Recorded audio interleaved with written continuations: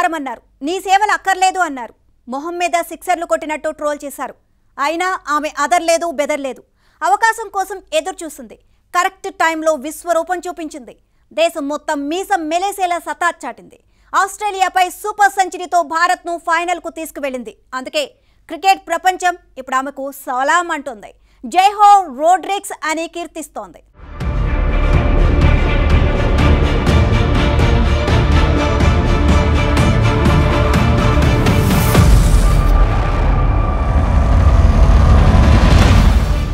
Jemimah Rodrigues మహిళల world కప్లో ఇప్పుడు సెన్సేషన్. క్రికెట్ ప్రపంచం మొత్తం జెమిమా రోడ్రిక్స్ ఆట గురించే మాట్లాడుతోంది. వరల్డ్ కప్ సెమీస్లో ఆస్ట్రేలియాపై ఆమె ఆడిన తీరే అందుకు కారణం. కొండంత టార్గెట్ ముందున్నా జెమిమా రోడ్రిక్స్ కూల్గా తన పని తాను చేసుకుపోతుంది. పోరాడితే విజయం సాధించవచ్చు అని నమ్మింది. తనకంటే ముందు వచ్చిన షఫాలి వర్మ, స్మృతి మంధాన పెవిలియన్ చేరినా టెన్షన్ పడలేదు. న్యాచురల్ గేమ్ ఆడేసింది. రిస్క్ తీసుకోకుండా ఆసీస్పై ఒత్తిడి పెంచేసింది. స్ట్రైక్ రొటేట్ చేస్తూనే పరుగులు పిండేసింది. కెప్టెన్ హర్మన్ ప్రీత్తో కలిసి కీలక పార్ట్నర్షిప్ను నమోదు చేసింది. కెప్టెన్ అవుట్ అయినా తను మాత్రం పట్టు వదలలేదు. మైల్ స్టోన్స్ను పట్టించుకోకుండా సెల్ఫ్లెస్ గేమ్ ఆడేసింది. హాఫ్ సెంచరీని కూడా సెలబ్రేట్ చేసుకోలేదు. మైల్ స్టోన్స్తో తన పని ముగిసినట్టు కాదని ముందుకు సాగింది. సహచరులతో కలిసి టార్గెట్ను కరిగించడంలో దూకుడు చూపించింది. సెంచరీకి ముందు ఎనర్జీ లేనట్టు కనిపించినా ఆ తర్వాత అనుభవంతో ఆధిపత్యం చెలాయించింది. టైమింగ్, ప్లేస్మెంట్తో కట్టిపడేసింది. ఓ ఎండ్లో కాన్ఫిడెంట్గా బ్యాటింగ్ చేస్తూ సహచర ప్లేయర్లు కూడా బ్యాట్ జలిపించేలా సక్సెస్ అయింది. చివరి వరకు క్రీజులో నిలిచి భారత్కు అద్భుత విజయాన్ని అందించింది. టీమిండియా గెలిచిన తర్వాతే తన పని పూర్తి అయినట్టుగా భావించింది.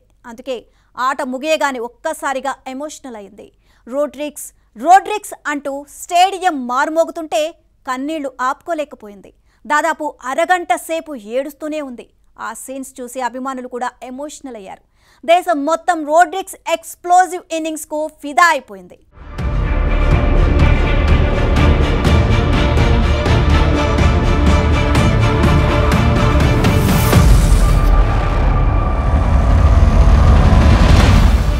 నిజానికి రోడ్రిక్స్ కన్నీళ్ల వెనుక పెద్ద కథే ఉంది.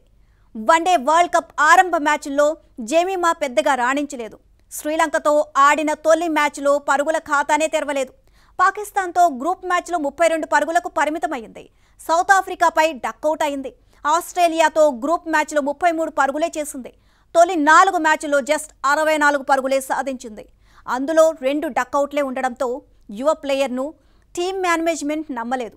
బెంచ్ మీదే కూర్చోబెట్టింది. ఇంగ్లాండ్తో మ్యాచ్ నుంచి సైడ్ చేసింది. జట్టు నుంచి తప్పించిన రోడ్రిక్స్ మాత్రం అవమానంగా ఫీల్ అవ్వలేదు. స్పోర్టివ్ స్పిరిట్తో ఛాలెంజింగ్గా తీసుకుంది. అవకాశం రాగానే మరింత బాధ్యతతో ఆడాలి అనుకుంది. వద్దనుకున్న వాళ్లే తప్పక ఆడించేలా న్యూజిలాండ్పై మెరిసింది. 55 బౌల్స్లో 76 పరుగులతో నాట్అవుట్గా నిలిచింది. ఆ తర్వాత సెమీస్ బరిలో దిగింది. ఆస్ట్రేలియాపై అసాధ్యము అనుకున్న టార్గెట్ను ఛేదించడంలో కీలకంగా నిలిచింది. 134 బంతుల్లో 127 పరుగులు సాధించింది. ఛాంపియన్ ప్లేయర్గా ప్రశంసలు అందుకుంటోంది.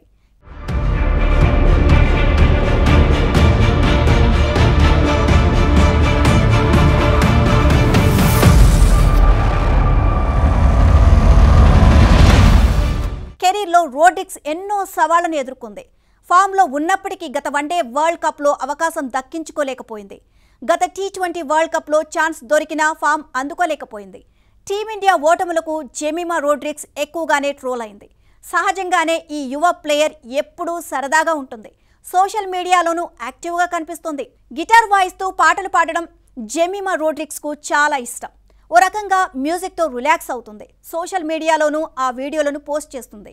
దీంతో టీమిండియా ఎప్పుడు ఓడినా జెమిమా టార్గెట్ అయ్యేది. రన్స్ చేయలేకపోతున్నావు, రీల్స్ చేసుకో అంటూ సోషల్ మీడియాలో రోడ్రిక్స్పై పెద్ద దాడే జరిగేది. అందుకే సెమీస్లో సూపర్ షో తర్వాత ఎమోషనల్ అవ్వడానికి ఈ ట్రోలింగ్స్ కూడా ఒక కారణమే. జెమిమా రోడ్రిక్స్ ఫ్యామిలీది మంగళూరు. రోడ్రిక్స్ పుట్టక ముందే ఆమె ఫ్యామిలీ ముంబైలో సెటిల్ అయింది. తండ్రి ఇవాన్ రోడ్రిక్స్, తల్లి లవితా రోడ్రిక్స్. జెమిమాను క్రికెటర్గా తీర్చిదిద్దేందుకు రోడ్రిక్స్ కుటుంబం కష్టపడింది. జెమిమా తొలి గురువు ఆమె తండ్రే. చిన్నప్పుడు సోదరులు ఎనోక్, ఎలీతో కలిసి రోడ్రిక్స్ క్రికెట్ ఆడింది. మెరుగైన క్రికెట్ సౌకర్యాల కోసం జెమిమా కుటుంబం బాండ్హూప్ నుంచి బాండ్రా వెస్ట్కు వెళ్లాల్సి వచ్చింది. సరైన సౌకర్యాలు లేని సమయంలో ఫుట్పాత్ మీద కూడా జెమిమాకు ఇవాన్ ట్రైనింగ్ ఇచ్చాడు. ఇంటి గోడలపై ప్లాస్టిక్ బంతులతో ప్రాక్టీస్ చేయించాడు. తాను అలసిపోయినా, చేతులు నొప్పిగా అనిపించినా కూతురు కోసం ఆ బాధను భరించాడు. ఒక్క క్రికెట్లో మాత్రమే కాదు, హాకీ, ఫుట్బాల్, బాస్కెట్బాల్లోనూ జెమిమా తన టాలెంట్ చూపించింది. అయితే క్రికెట్ మీద ఎక్కువగా ఫోకస్ చేసింది. 2018లో అంతర్జాతీయ క్రికెట్లోకి ఎంట్రీ ఇచ్చింది. బ్యాటింగ్, ఫీల్డింగ్తో తనదైన ముద్ర వేయగలిగింది.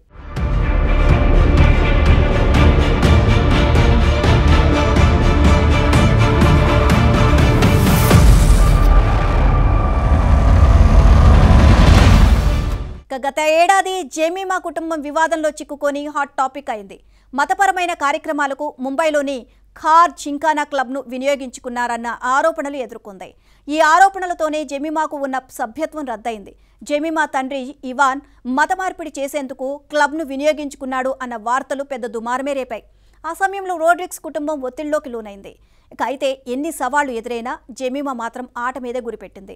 తన లక్ష్యం ఏంటో తెలుసుకొని వరల్డ్ కప్ సెమీస్లోనూ ప్రత్యేకతను చాటుకుంది. అమాన్ జోత్ కౌర్ విన్నింగ్ షాట్ కొట్టాక మాత్రం తనను తాను కంట్రోల్ చేసుకోలేకపోయింది. అప్పటి వరకు దాచుకున్న భావోద్వేగాలను బయటపెట్టేసింది.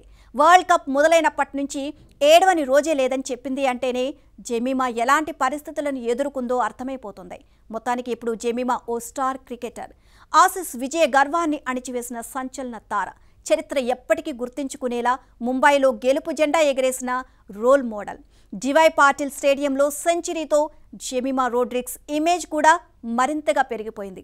అయితే ఈ మెరుపులు ఫైనల్లోనూ కొనసాగాలని భారత్ క్రీడాభిమానులు కోరుకుంటున్నారు. ఆల్ ది బెస్ట్ టీమిండియా అంటూనే జెమిమాకు సెల్యూట్ కొడుతున్నారు.